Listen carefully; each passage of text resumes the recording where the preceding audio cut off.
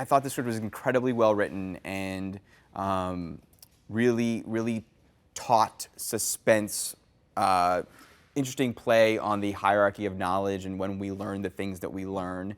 And I think was very unique about it was that it was so much in one character's point of view. And while we don't employ any, hopefully, specific POV shots, we still feel everything that the main character is feeling. And that's something that, I happen to be recently much more inspired by video games, by modern video game than movies.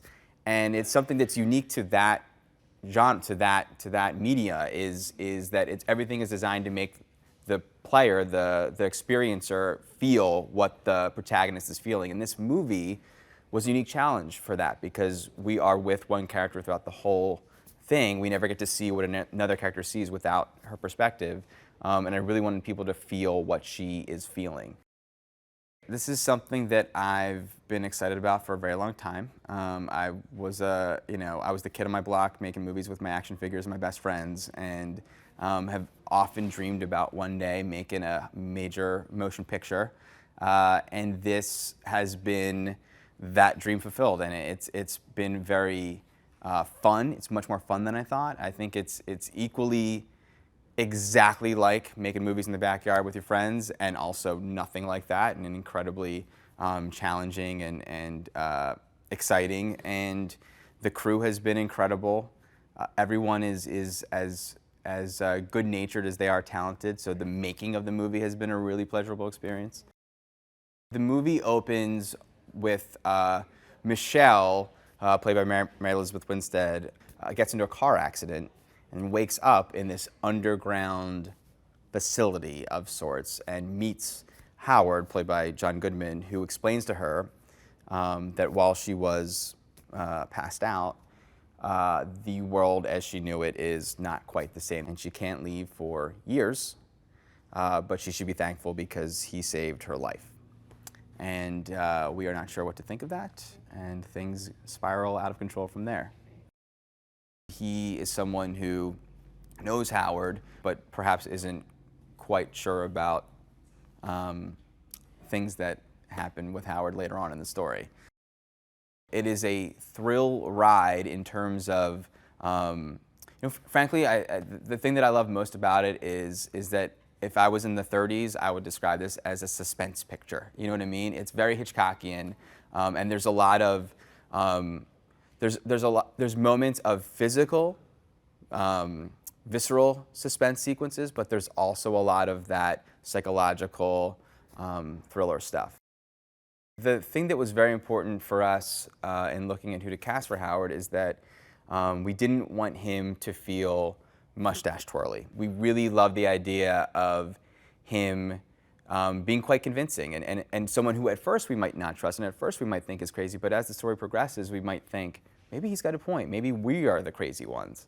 And John Goodman does that so well. He is so convincing and can say things with such conviction to make you believe what he's saying, and then and the turn of a switch is terrifying, and you have no idea what he is thinking, but you want so desperately to know what he's thinking. He has a lot of non-verbal mannerisms that are so interesting and complicated when you want to try and dissect what does that mean. And the other part of the equation is overall we wanted the movie to it's very dour subject matter, but I didn't feel like that meant that it could only be super serious. That it felt like there should be some levity, and it was really exciting to have John Goodman playing Howard because he brought a bit of levity to what is otherwise could be considered a very intense role. With Michelle, the interesting thing about that role in this movie is that it's a largely nonverbal role. And the wonderful thing about Mary is every time she's thinking and wondering and curious about anything or frightened or what have you, we are always in sync with what she's experiencing.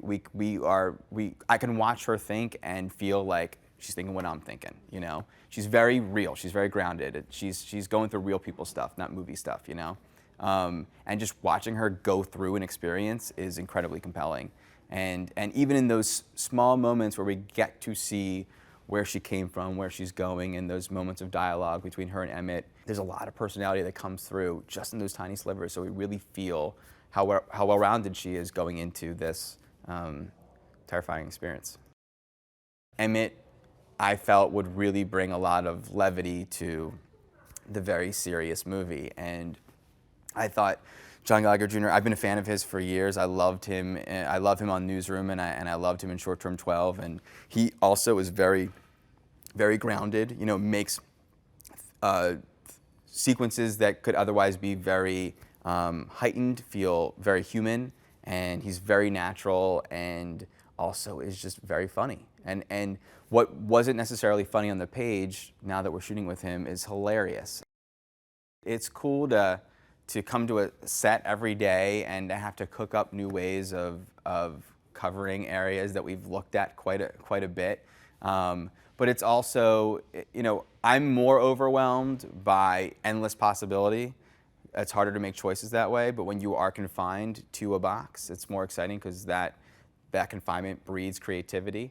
And having to come up with ways of designing sequences when we're stuck inside this little place is actually quite fun.